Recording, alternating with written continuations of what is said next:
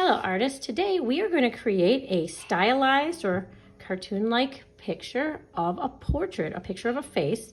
So we're going to use clear paper and we're going to trace a real photo. I did a picture of myself, so this is a self-portrait, and we're going to create it using a couple of different techniques that are pretty cool. So the first thing we're going to do is pick the front of the paper, and you can write the word front on this clear paper or just your name so we know it's like the front. If we turn it over, it would be backwards. So we're going to make sure we have the front. We're going to take a piece of clear paper, a transparency film, and put it on top of the portrait you chose. I know it's kind of hard to see in this light, but it's there, trust me. Let me try and zoom in. And then what we're going to do is we're going to use a black Sharpie marker. So first I'm going to write my name at the top, so I know that this is the front. I know it's me. And I'm going to try and outline, simplify kind of the shapes I see on this portrait. So I see a nose, and I see the side smiley things. I could even go in and get the whole outline of the face. I did not tape mine down, so you would probably want to tape it. So what you're going to do is try your best to outline this portrait. I see even the hair. I like drawing the hair the most, you can tell. An outline of the hair, whatever we need to do to get this picture totally like a cartoon, or they say stylized. Contour lines are the smooth lines that we use on a lot of like graphic design, lots of different things that we do. So these are just our very simplified lines. The way a line would look if we didn't add lots of textures or patterns to it. Just very simplified. And I'm just choosing to outline parts of the eyebrows and the hair. I'm not drawing every single piece of hair or every single eyebrow hair or every single wrinkle on my face. I'm just kind of easing it through. This is like the very cool way to learn how to portrait draw. We're just kind of getting all the details. You can see what an eye looks like by drawing it. It's like kind of like a football, a circle for the inside. If I don't get it right, I can always, if you put down a little bit of the permanent marker and then wipe it off, it will come off eventually. Sometimes if you use a little bit of rubbing alcohol or sometimes hand sanitizer, we have it laying around a lot now, that will help take it off, but it's really gooey, so I would put a little bit on like a napkin first and then use it. So it is kind of interesting to see what you can find in the art, in the portrait we're making. We aren't going to color it in with realistic colors probably, so it's kind of like you can add a little bit of imagination to it. It does not have to stay exact, but it's kind of neat to use it as a baseline for how you would draw it.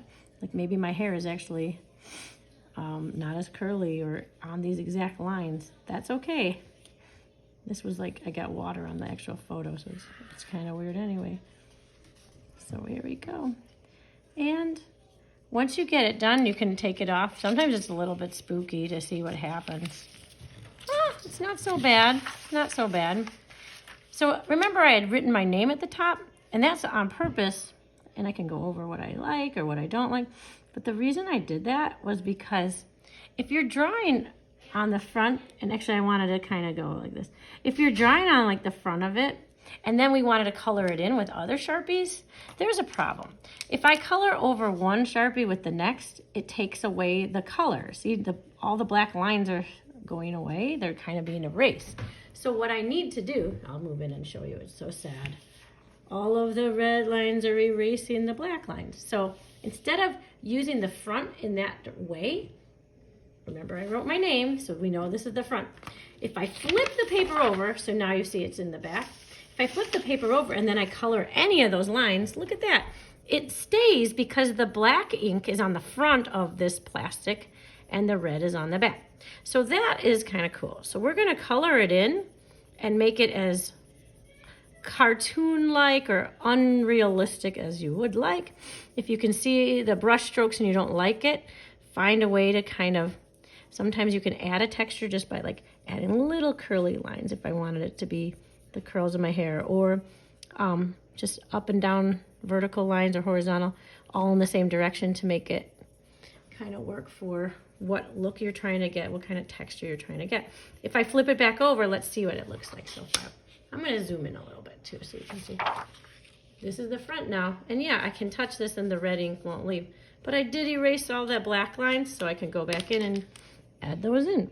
So in the ideas that I was saying, it would be really neat to actually not worry about the color of it, just go with what colors you enjoy using. And since Sharpie markers are very bright colors, sometimes it might be neat. By the way, it's backwards again, just so you can see. I made sure before I started drawing that my name was upside, or backwards, not upside down. And so what I'm doing is, if you can see, Sharpie is made out of like an ink, like an alcohol-based ink, and I could mix the colors. So if we go back to looking at the color wheel, red is actually pink. Pink is actually red when you mix white. So I'm actually using a little bit of pink, which will give a highlight to the hair. Okay. But if I was to use another color like yellow next to the red, which is another primary color, red and yellow are primary, I could make orange. Yellow and red make orange. I am using the oldest markers in the world. But if I go through the color wheel and I see red, orange, and yellow, well, they are next to each other because orange is made out of red mixed with yellow. If I was to make red next to blue, I could make purple. So I can even try that here. If I put down a little bit of red, let's see what happens to it. Red. And then the next color I would mix near it would be blue. Oh, this is not gonna work because I have like very dry red marker and a very new blue one. Oh, I did it. It does work. So I can mix my own colors and see what happens. That's kind of cool. Another cool thing to do, let me see if I move it a little more. You can see it's really neat. It's kind of like making this cool texture on it. It's fun. So I might make like zigzag lines or different things, but I'm going to use this outline that I made of my face or whoever's face you'd like. And I'm going to use that outline as like a coloring sheet. Then I'm going to color it in. And even on the face, I can color lots of different colors. So this is, I finished it, one of them. And so when you look at it from the front again, I did use all these colors and colored in on the back. But then I did something to make it opaque. So this is called transparent. You can see right through it. It's transparent or translucent. It's like a stained glass window. This picture, if I put something else underneath it, you can see where I had the opaque part is because I used white acrylic paint. So I flipped it over and I painted everything with white acrylic paint so that when I turn it over, I can put it on anything cool. I can put it on a yellow piece of paper or a pink piece of paper, and it's like a whole new scene, and you can kind of test it out to see. We were gonna make it on patterns, maybe even our own pattern sheet. I haven't finished mine yet at home. I had one at work. I don't have one here. So the point is, we're going to work on first the outline. So we're going to first do an outline. Second, flip it over and do a coloring of it. So, ta-da! Third, so and that's on the back. You can see the names backwards. And then still on the back, Front, Randy Front. That's not my name, but whatever, that's funny. And then I'm going to paint it in with white. And then we have the coolest floating head in the universe. And then we're going to figure out what kind of background to put it on.